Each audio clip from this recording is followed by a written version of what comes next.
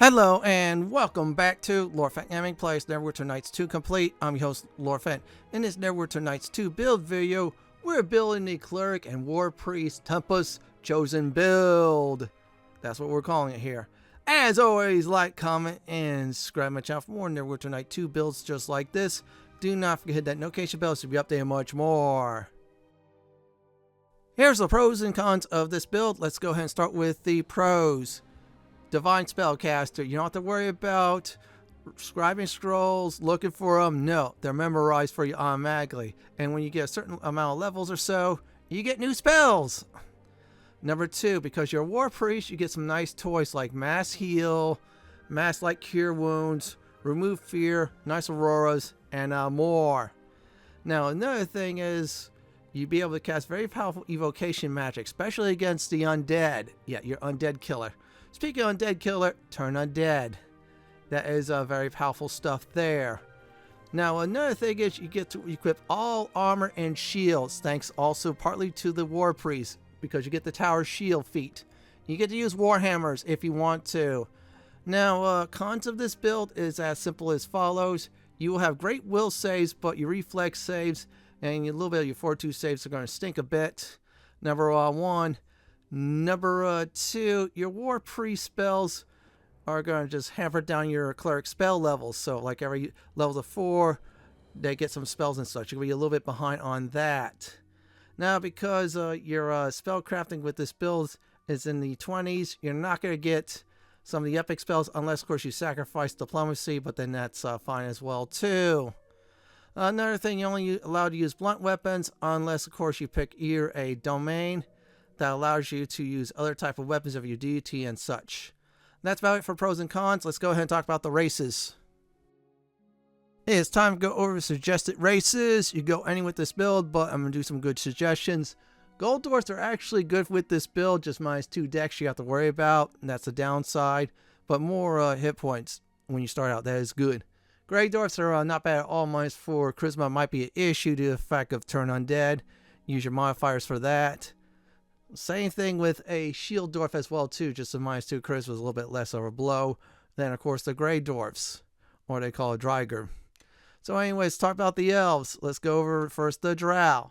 Actually this is a very good race with this, just a -2 constitution, but the charisma is there and the dexterity, and if you want a little bit more extra skill points, intelligence as well. Now moon elves are good with +2 dex is nice, just a little bit minus constitution again. Now, Sun Elves, they are really good with this as well, too. Again, same thing as the Moon Elves, if you want to go that route. Wild Elves, they're good, just -2 intelligence. You got to make that up because you're going to need those skill points. Now, Wood Elves are actually pretty decent with this, just the -2 constitution and intelligence, but you're going to have a little bit much more stronger cleric, I will definitely say. Now, gnomes, let's go over to Deep Gnome. This is actually a very good race. Just the minus for charisma is the downside, and strength as well. You have to use weapons with 2 hands, like for example, a mace and such. And they have good dex and wisdom, so that helps because wisdom's going to be our main stat for this build. Or I say ability score. Rock gnomes are not bad at all. I prefer deep gnomes, even though the leveling will be much more slower, but that's fine. Halflings, this one's not bad, just -2 strength. And of course, certain weapons you got to equip with 2 hands instead of 1 like the other races. Or I should say more like unlike the other races. Now this one's best of the halflings due to the fact you get quick to master, which is 1 extra feat when you get at level 1, so that is good. Now half elves, they're decent, no positive or negatives in the ability scores. Your flavor, half elf or half drow, just pick which one you want. Now half orcs, they're more of a brute squad type of race, so they're pretty decent for the strength part, but the other 2 you probably should pass. Due to the fact -2 intelligence and such. Humans are good, they're balanced, you get 1 extra feat and 4 extra skill points upon level 1, which is good. Plain touch, I feel like this race is the best one due to the fact it gives you +2 wisdom, +2 charisma. Downside is it's more for paladins, but it's also good for clerics too. I mean, come on, the wisdom is nice. Now tieflings are good, just -2 charisma might hurt you on your turn undead, but still, the other 2 are good there. Now, air gen size, I'm going to go and say hard pass because, yeah, that -2 wisdom, -2 charisma, that's a deal breaker. Same thing as the earth one as well. And, yeah, the fire ones, I'll probably say pass. I would say all the gen size ones, the elemental touch ones, pass on those 4. Asimirs or Tieflings are the way to go for this one. Now, this one's good. Yanti Pure Blood. It has so many positives there. Dex, Intelligence, and Charisma. A little bit slow to level, but you get a free feat, though, which is Blind Fighting. Now, this one's very good because the recommended class is a Cleric, but however, it's just the -2 Charisma and Intelligence. That's a downside, but that's alright. I'm going with the Asimirs, even though it'll be a little bit more slow to level, but that +2 Wisdom and Charisma is nice. Now, next one are the classes. This is simple. You're going to start out as a Cleric until you get your 4th level spells to cast. So we're going to build up a very good Cleric this way. It's a little bit different than the pure one, though, I would say. After that, you become a Warpriest. Now, here's some requirements. Base attack +5. That's automatic. We're going to get that. Ability to cast level 4 Divine Magic. We're going to go through that. Diplomacy 8. We're going to max that sucker out. Spot, we're going to stop at 5 easy. Feat combat casting, we're going to go ahead and get that at level 1. So yeah, so we definitely want to do that. So let's go ahead and see. And I'll go back to, after you're done with the Warpriest, since it's 10 levels, by the way, you're back to Cleric. So let's go ahead and select the Cleric. Alignment, any will do. So if you're going with Tempus, like I am, chaotic neutral, chaotic good, or chaotic evil. You don't want to be smited, neutral, chaotic neutral, or lawful neutral. I'm going chaotic neutral. As for Deity, I'm picking Tempus. Let me make sure I go ahead and do chaotic neutral. There you go. Hey guys, well, that's my favorite, I should say, definitely Deity for this build. Deity's optional. If you don't like Tempus, just change the name of it, and that's about it. Let's go over ability scores, aka stats. So first of all, strength and dexterity will be at 12. Strength, of course, a little bit hard hitting, just a little bit better than average. Same thing with dex, a little bit better for average. On reflex saves, constitution we keep at 14 for a little bit more hit points, which is very good. Also 4-2 saves as well. Intelligence at 12 for a little bit oomph and skill points because we're needed some. Now wisdom we're going to put at 18. Put that sucker to 18.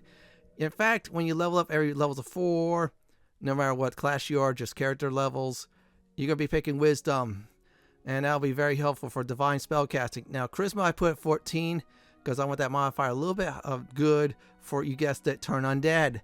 We're going to use this against the undead quite a bit with this build, since in fact we'll be playing a Cleric for 20 levels exactly. And that's about it here.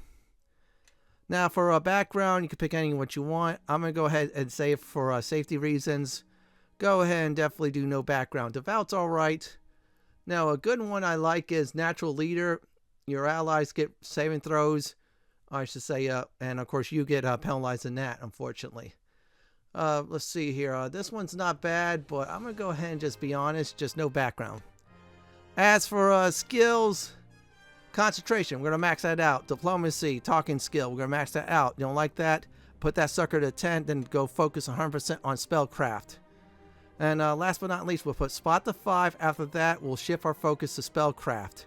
And that's about it for this. As for feats, I'm going to go ahead and talk about just only one feat that I feel like that's important. Ignore the that weapon proficiency. We'll get that as a Warpriest. And that is called combat casting. You're saying, why are you going to get that very early instead of spellcasting prodigy? Well, we want to get that out of the way. Yeah, that's one of the requirements in order to become a Warpriest. This gives you +4 bonus to concentration checks when you decide to cast in defensive mode, or when you're attacked and such. So let's go over to domains next. We're allowed to pick 2 domains since we're a Cleric, so I'm going to go over some darkness. That is actually a good one, because it gives you is, let's see here, Shadow Conjuration, Darkness, and Power Blind. Evil's not bad at all if you want to go evil route. Again, that has some nice attacks and such. Weird, and of course the tentacle one, that's real dangerous. Good, that's a nice one. It gives you some stuff like, for example, magic circle against evil and more. Healing's a nice one as well. You could turn healing against undead like offensive magic.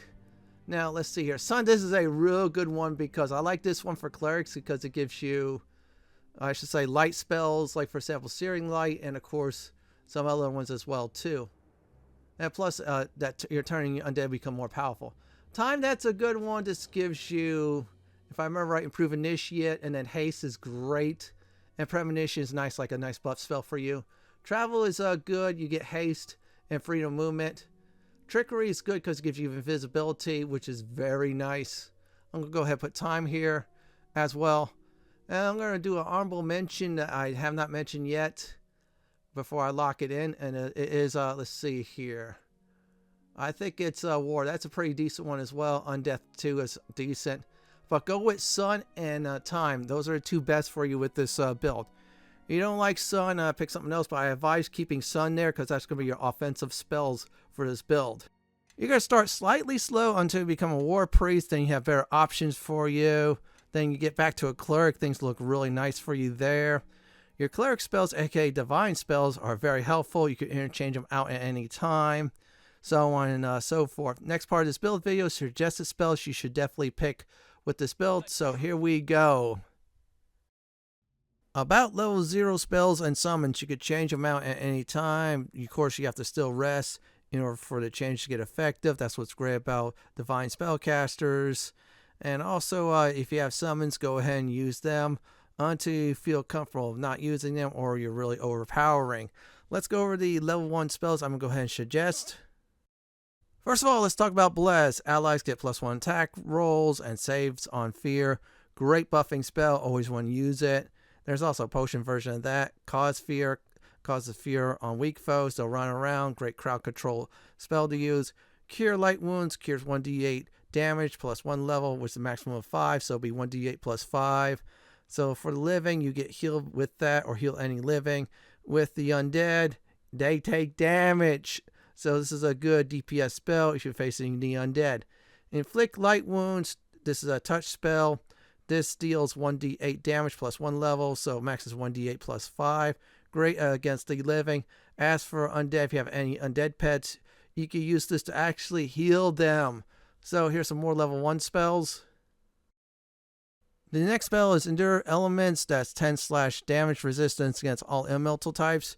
Good buffing spell. You should use it. Night Shield provides a resistance bonus on saving throws. And also, here's a great thing. Negates magic missile attacks directly at you. But cast this sucker. You face a wizard or a sorcerer who likes to use magic missile against you. Yeah, nothing happens. Protection from alignment. +2 armor class and saves of alignment of choice. Immunity to mind control from certain alignments. So if you have protection from evil, great spell to have. Very useful definitely later on if you decide to use the gate spell. Remove fear. Removes fear or gives target +4 against fear. And also fear-like abilities and spell. Wonderful to have. In fact, the Warpriest has that as ability to use. So this is great. Onward to level 2 spells. Here's some suggested level 2 spells. Aid +1 on attack rolls and saves against fear. Gives you also 1d8 temporary hit points +1 per level, which the maximum is 10. So at most, you could get about 18, hit points. Big time. It's temporary, though, so that's good news. Definitely you want to use it. Owl's Wisdom gains +4 Wisdom. Very nice. It's a self-buff, or you can just pick someone else to do it. Up to you. Cure Moderate Wounds. So this cures 2d8 damage +1. Maximum is 10, so that's 2d8 +10 is the max for healing. Now, if you use it against the undead, it damages undead about the same amount that heals the living. Very nice. Inflict moderate wounds. Touch attack 2d8 +1. Max is 2d8 +10. Great against the living. You can also use this to heal your undead pets as well too. Let's go talk about more level 2 spells. Next up is Lesser Dispel Magic. Gets rid of weaker spell effects. Very good to use and abuse. Now, I'm going to go ahead and also say this. You want to keep this handy with you, so you're facing casters. Yeah, you use that to debuff them and let your allies, beat the crap out of them. Especially fighters. They love to do that. Resist Energy. 20/ damage resistance from all elemental types. This upgrade from Endure Elements. So very nice to have. Silence. Negates sound in 20 feet radius. Annoying spellcaster. Cast it in front of them while you're far away. They can't cast magic unless they have the, if I remember right, the silent feat. It's a meta magic one. Sound Burst deals 1d8 silent damage to subjects. It may stun them. Very good AoE spell to have and abuse. Onward to level 3 spells. Now we're on level 3 spells. First of all, Cure Serious Wounds. Cure the target of 3d8 damage +1 per level. Max is usually 10. So that's 3d8 +10 is the max on that. Great to cure the living. As for undead, it does damage to them about the same amount. So again, you could cure yourself or your allies or your friends or attack the undead with it. Inflict serious wounds. So this is a touch attack again. 3d8 damage plus 1, max is 10. Now this will, of course, hurt the living. This, if used on the undead, will actually heal them. So if you have an undead pet, yeah, you use that to heal them with. Magical, I should say more like magic circle against alignment. Adds per protection from alignment spell, but affecting allies as well in a nearby radius. So this is the level 3 version of the level 1 spell that you have, but it affects everyone. This is really good. So cast this sucker, like for example, magical circle against evil alignment, and you're good to go, especially when you're summoning, I should say, certain powerful demons with the gate spell.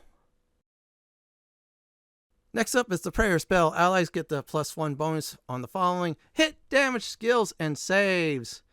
Enemies, if they step in the same spell radius like your allies are, they get the -1 penalty to the following: hit, damage, skills, and save rolls. Very good effective party spell. Also, any step in your space, they get penalized. Searing Light Ray deals 1d8/2 levels per damage against normal beings, except for constructs and undead. Constructs get 1d6 damage per level. And undead to get 1d8 per level damage on that. Very powerful anti-undead spell. Abuse it like crazy. In fact, if you pick the sun, I should say domain, you get that at level 2 if I remember correctly. Invisibility Purge dispels invisibility from creatures nearby. See a visible fool, pop that sucker. There's other also good level 3 spells I haven't mentioned, but still, always experiment. On to level 4 spells. Here are some suggested level 4 spells. Cure critical wounds. Cures 4d8 damage +1 per level. Very nice spell for you and your party or your allies out in the battlefield who are living. Now, if you use this against the undead, this will actually damage them, which is 4d8 damage +1 per level. So it's like a nice direct damage. That's why I like playing a cleric. You get to switch between curing someone or using a cure spell to hurt the undead. Inflict critical wounds. I just got a sight from the last one. Touch attack, of course. 4d8 damage +1 per level. So it affects the living. Now, if you use this on the undead, it heals them. So if you have an undead pet, it's in trouble, heal it with it. Dismissal forces summons creatures, of course, to return from whence they came from. It's good targeting certain summons that annoys you. Sometimes there are saving throws against it, so be careful. Death Ward grants immunity to death and negative energy spells and effects. Great buff spell. It's a single buff spell, but abuse this like crazy, especially with a 4-member party. Let's move on to some more level 4 spells. Next up is a Hammer of the Gods. It causes 1d8 damage / every 2 levels you get a +1 damage to it of divine damage in a localized area. Also, it can sometimes stun foes. Very powerful AoE spells, and it's really useful. Leaf Spell Mantle absorbs spells equivalent to 1d4 +4 spell levels, so it absorbs some nice damage. It's like a nice buffer. Let's go over to some level 5 spells. Level 5 spells only got a few here, so here we go. Flame Strike, smite those in an area effect with Divine Fire, so that's 1d6 damage that is fire, and the other one's 1d6, of course, which is divine damage. Very useful stuff. Slay Living, touch attack, kill subject, save throws, nothing really happens. Very good stuff against the living. Lesser Spell Mantle, this is better than the other one. Absorb spells equivalent to 1d6 +6 spell levels. Good stuff for you. Spell Resistance, subject gains spell resistance 12 +1 per level. Useful stuff, another good buff. True Seeing lets you see through illusionary and invisibility effects. This is some really powerful stuff. In fact, this is the anti-thief spell. They decide to, hide in plain sight. You have True Seeing, you still see them, you can nuke them to death. Let's go on to some level 6 spells. Let's go over the first level 6 spell, shall we? Banishment banishes 2 hit dice / level of planar creatures.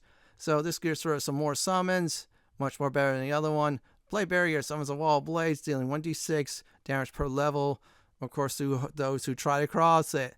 Now, Blade Barrier is like a very nice trolling spell. You cast it down, you try to just dance around while foes, of course, take damage from the blades.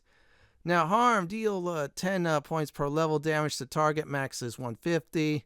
Of Great against the living. Now, if you use it against the undead, it heals them about that much. Heal cures 10 points of damage per level. Max is 150. Cures most of the negative effects and conditions. So this is a great powerful heal spell. Now, use this against the undead. They take 150 damage, which is the maximum, by the way, against the undead. So yeah, it's a nice damage spell as well, too. Let's move on to some more level 6 spells. Next up, Superior Resistance grants a +6 bonus to all saves. Very great stuff. Cast this sucker. You have a nice buffer against certain type of, effects and such. Symbol of Fear creates a stationary rune. When it's triggered, causes fear to nearby foes. So drop the sucker down. Just like the Fear spell, it's a nice crowd control spell to use and abuse. Now, Symbol of Persuasion creates a stationary rune just like the Fear one, except for differences, charms your foes. Again, another form of crowd control. So you want to abuse that? Go for it. Next up on the list is Undeath to Death. Destroys 1d4 hit dice per level against the undead. And max of that is 20 d4 hit dice. This is the ultimate destruction against the undead. Pop that sucker. Many undead will definitely die. Next up on the list is level 7 spells. By now you're noticing you're getting much more powerful spells as you go along. Well, level 7 is no different. Destruction, kill subject, and destroy remains. Very powerful stuff against the living. Now, if they do a successful save throw, they only take 10d6 per damage. So it's a great anti-living spell, I should say. Ethereal Jaunt. You become one with the ethereal plane for 1 round per level. You cannot be detected until you perform a hostile action. So this is one of those spells you need to just use like invisibility or something like that. Just pop around somewhere, walk until you set yourself up, of course, to do some nice damage. Spell Mantle Azor spell is equivalent to 1d8 plus 8 spell levels. Very nice protection spell for you, big time. Word of Faith kills or stuns your opponents depending on what words you're using or if certain foes are there. So it's some powerful stuff. Let's go to level 8. Next up the bat is Earthquake. Intensive tremor shakes 80 feet radius, doing 1d6 damage to all but the caster. Very powerful stuff. This is a oh crap spell. Firestorm deals 1d6 per level that is fire damage in a very large area. Let it rain fire, I'll definitely say. Mass Death Ward, just like Death Ward, but instead the party gains immunity to death effects and negative effects as 2 negative spells. Very, very powerful buff. Abuse it. Sunbeam inflicts 1d6 damage per level to undead and 3d6 to others in the area. This wrecks the undead big time. They could go blind too. Vampires don't make a save throw, they're instantly destroyed. Max damage to undead, by the way, is 20d6. This is the ultimate FU to the undead. Abuse it like crazy. I abuse it against the undead, and they die horribly. Let's go to the last level of spells, which is 9. Here we are with some of the most powerful spells. So here's the first one. Etherealness. The entire party is temporarily transported to the ethereal plane until one of them performs a hostile action. This is a great setup spell. Use the spell, have everybody move around, someone attack, they appear, everything gets destroyed. Implosion kills most creatures nearby. Now, if they make a save throw, they survive the spell. This is like a very devastating spell to abuse. Storm of Vengeance. This is a conjuring spell. However, it does AoE damage. It does the following type of damage: acid, lightning, and hail, doing 3d6 damage per round. This spell will wreck everything in sight, living or undead. Undead's eternal foe. Parties grant immunity to negative damage, level ability drains, poison, and disease. This is a nice buff spell. Now, honorable mention, I'm going to go ahead and say is Gate. As long as you cast a form of protection from evil, you have a very powerful evil outsider that will fight for you. They'll attack others that don't have protection from evil. Very useful stuff. So we are done here with the spell suggestions. Now we'll go ahead and just level up our character with this build. Now let's go ahead and start leveling up our character from level 2 to 30. 30 is the cap in Neverwinter Nights 2, unlike Neverwinter Nights 1, which is 40. So we're going to go ahead and stay on the cleric path. Very simple, very easy. Concentration, diplomacy, we can't put any points in the spot. That's a cross-class skill. Sorry about that. That's not like KOTOR 2. Next up on the list, cleric again. Again, the same 2, concentration, diplomacy, and then now put a point in spot. We'll only get the 5 for spot, then focus on spellcraft. Now, for feats as we go, I'm going to go ahead and pick, let's see here. I believe this one's a good one. Spell penetrations like this. It gives you a +2 bonus for your caster levels to beat a creature's resistance. Very powerful stuff, especially if we're going to go nuke happy with this build. Yeah, we're going to use our heals to also nuke against the undead. So that's why we're going to go full 9 on the, I should say, spell penetration feat, which is nice. So let's level up our cleric again. So let's see here. Now, every level of 4, we get some ability score. Put it all into wisdom. Everything goes into wisdom. You're a cleric, even if you're a warpriest as well, too. Concentration, diplomacy, and spot if you can. If not, store. So we'll just keep on level up our cleric. Yeah, some levels you don't get any feats. It's not my problem. It's how the game's designed. The usual suspects, you got points for spot. Go ahead and do so. Now it's at 4. And nothing there. But we are gaining at certain level spells, so it's a good thing. We'll pick cleric again. Again, concentration, diplomacy, and that's about it. Now we get ourselves another feat. Where is it at? I'm trying to find it. And there. Greater spell penetration. So we get a +4 bonus on our caster levels to check against a creature's or a foe's resistance. In other words, our spells will be less resistant more often than not. Good thing. So let's keep on leveling up. It's the final time for a cleric for a while, so we'll go ahead and do it. Now we'll do concentration, diplomacy, 5 points in the spot. That should be it. And that's all. So we'll be able to now cast level 4 spells. Onward to prestige class, Warpriest. Since we have all the requirements, now for 10 levels we become a Warpriest. Okay, let's make sure. Yep, it's up top or near the top, and there you go. See, we got the attack per round, ability to cast level 4 spells, these skills, and the feat as well. So what we're going to do is put points into wisdom because, yeah, our main class is the cleric. Just the 10 levels is the Warpriest. Again, concentration, diplomacy, and now spellcraft. Yeah, for the rest of this build, we're going to put points in spellcraft. Now, here's a few things. So we have the ability to use martial weapons, in this case mainly blunt weapons and maybe some other types as well too. We're using also tower shields. Now, War Glory does is it gives you a +1 to hit for your allies. Your enemies will receive a -1 penalty. It's nice Aurora. Warpriest spell is Remove Fear, so it's just like the Remove Fear level 1 spell, removes fear, which is good. So every few levels, we do get some cleric spells. Since we start out as a cleric, transferring into the Warpriest. We'll become a cleric again after 10 levels of Warpriest. And it's not like the pure cleric class where every level they get, of course, spell levels. And, of course, every 2 levels they get a spell level. It's different here. So let's go ahead and do this real quick since I can equip a Warhammer now to do some more damage. I'll equip the Tower Shield later on. Let's go ahead and level up as our Warpriest. And yeah, it's very simple, very easy. Concentration, diplomacy, spellcraft. Yeah, those 3 skills. You don't like diplomacy, stop at 10 and do spellcraft.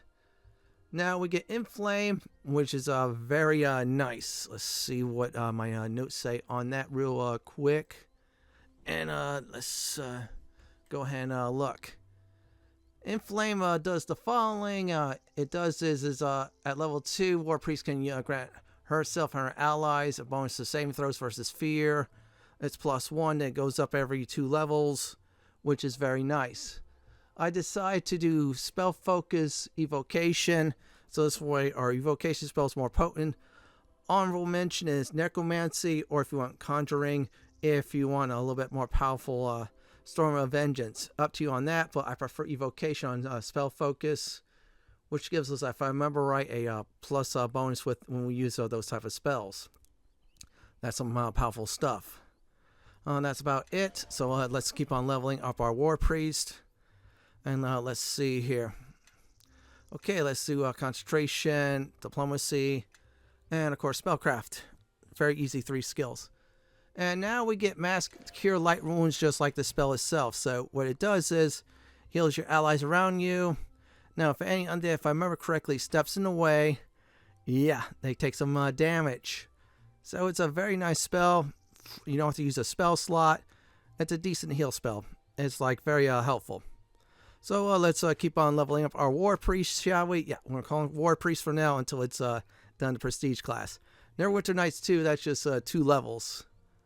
Yeah, I mean every 10 levels, not 2, but 10 levels, and then it stops there. You have to go back to your other classes, or a single class in this case. Warpriest again, the 3 skills, and that does include, by the way, Spellcraft, not Spot. We stopped at 5. No feats, I'm very sorry. Happens from time to time. So let's just keep on leveling up. And let's see here. Yeah, Warpriest again. Area levels 4. We get yourself a free ability point. We're going to put it all in the Wisdom. Everything in the Wisdom. The 3 skills like I'm doing. And then, of course, Spellcraft. So now we got 5 on that. We got +1 bonus in our save throws against magic spells, which is good. Now we get Fear Aurora. What this does is if I remember correctly, enemies who gets into it have to make a will save, or they'll run away like cowards. Good stuff, just like the fear spell, but it's constantly affecting them. Practice Spellcaster, this does is give our character spell levels +4. In this case, it's the Cleric. That's some nice stuff here, everyone, so we'll get a little bit of bonus in that. So that's 2 good things we do get for this level for the Warpriest. So let's keep on going and just keep at it. Yeah, see, there's the nice stuff you could get. I'm going to go ahead and just finish the level off and do it again. And there you go. So let's go ahead and level up the Warpriest. Yeah, we're going to keep on doing this until, you guessed it, we hit 10 on the Warpriest. Neverwinter Nights 2 is different. Just put the skills like I have. And Battle Tide, let me go ahead and check that out. So once per day, we get to use the Battle Tide spell instead of just putting in our book. It doesn't use a spell slot, but it's just once per day. Now, that is some powerful stuff. And if I remember right in my notes, it says the following. Well, actually, I'm going to go ahead and just look it up. It should be here somewhere. All right, there we go. I forgot I memorized it, sorry. So this happens is when you use it, your enemies suffer a -2 penalty on save, attack rolls, and damage, which is good. Now, you gain the saves, attack rolls, and damage as well. And you also get an additional attack per round. So if you decide you want to use your Warhammer to crack some skulls, good idea. Also weaken enemies as well too.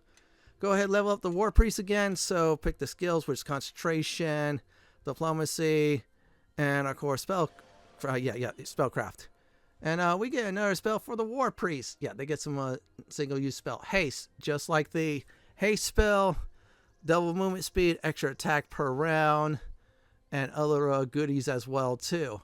And if you've been using the time domain or any other domain that has to do with that in there, that has some good stuff. In fact, if I remember right, a level 10 Warpriest gets to cast that 3 times per day. Yeah, so that is some good stuff, everyone there.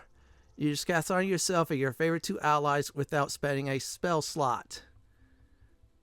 Unless, of course, you didn't pick any time domains and stuff, then you're just going, okay, you don't get the haste spell.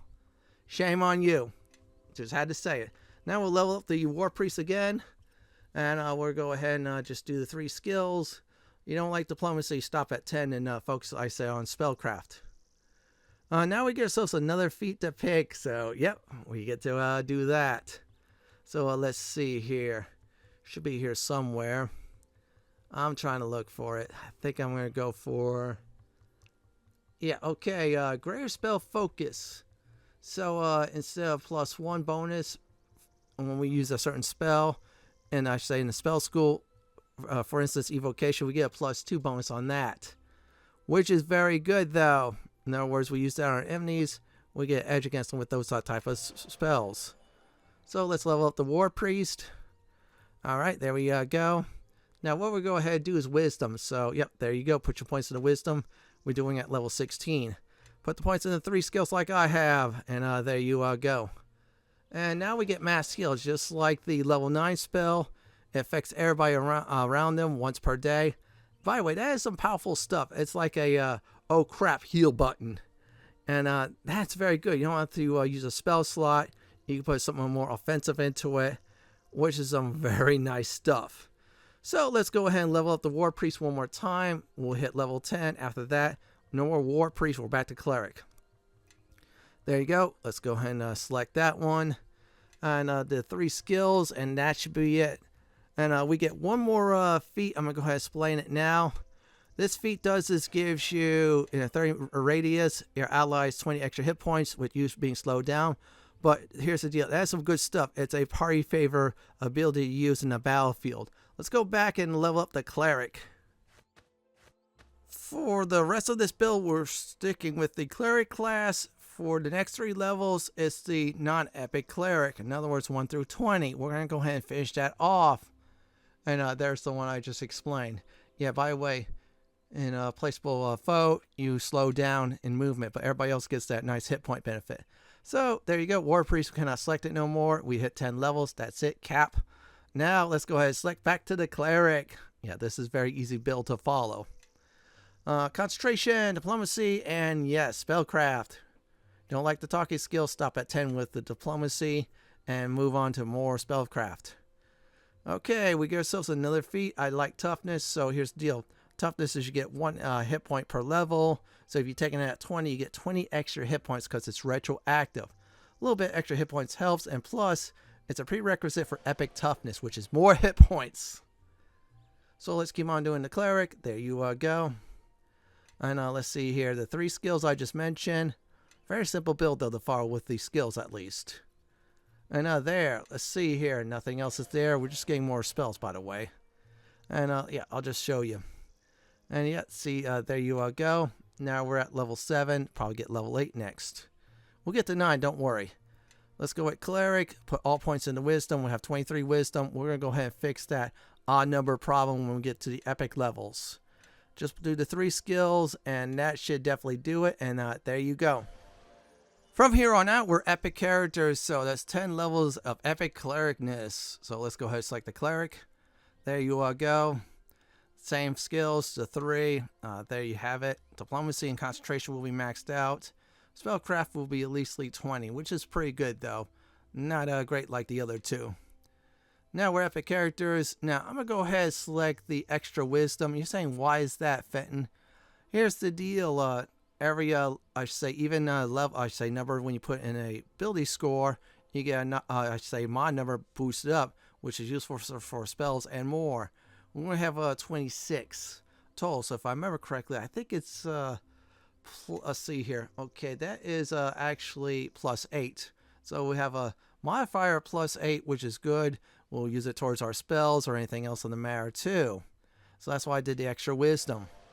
And there you go. So let's go ahead and level up our epic character. Yeah, let's do that now. Okay, let's select that. Cleric, very simple. The 3 skills. There you go. And there you have it. Okay, no feats. I'm very sorry. And if I remember right, I think we'll be able to cast all types of magic. Yes, we can. Doesn't look much now, but when we get to level 30, we get to do a lot more. So that will be very good. So there you go. So what we're going to go ahead and do at this time is level up again. Yeah, we're going to get some more epic levels for our Cleric. We're in the big leagues now. We get to do more damage. Not much as a pure Cleric, but still, it's good damage. So let's go at it. Okay, the 3 skills. There you go. And let's see here. Oh, right. So we get about 3 more extra saves versus spell points. So that's total +3. There's actually 2 good options I could do. I could do is maximize spell, and that's all right. It does is maximize the number of damage or something like that effects, which is okay, but I felt like that's not enough. Not for this build. Instead, what we're going to go ahead and do is Empower Spell. This will give us a 50% more boost in damage, basically 1.5, which is a very nice effect. That's the upside. The downside is it takes 2 spell levels higher. So, for example, if you're in the Sun domain and you have Sunbeam, well, guess what? You have to do that at level 9, but it has some really powerful stuff there. It's a stuff of nightmares against the undead.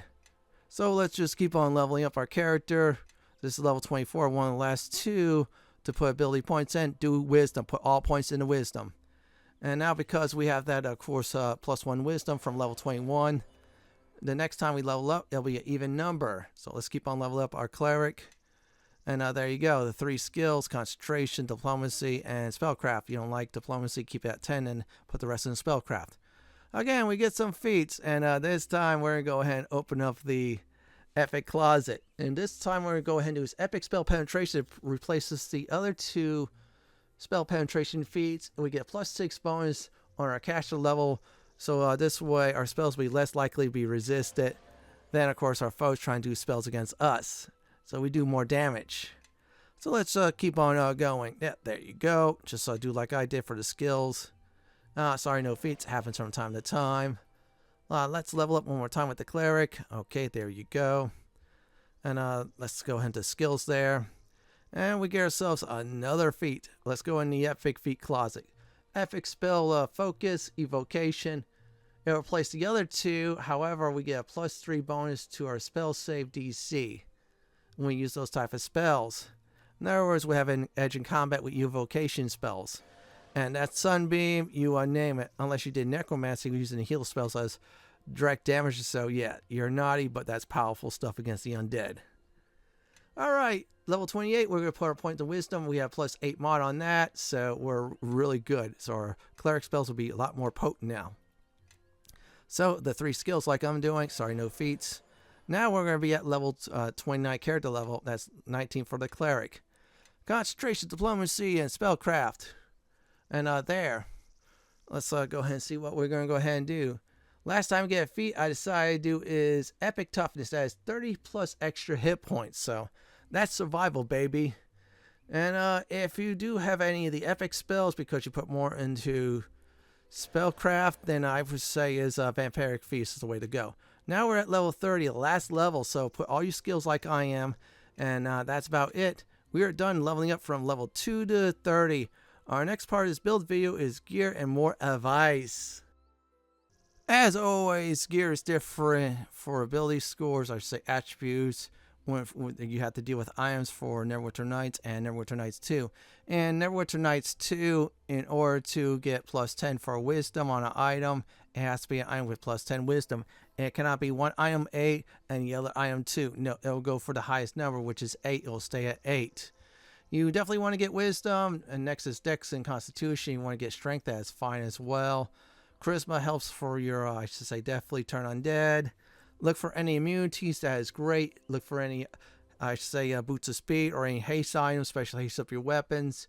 Look for keen weapons, that's good. If you have an item that has true seeing, that's great as well. Try to get some skills like, for example, spellcraft and concentration. Those are very helpful. And if you could get some spell resistance, that's a great thing too. Now, next part of this build video, I'm going to go ahead and do a demonstration on combat.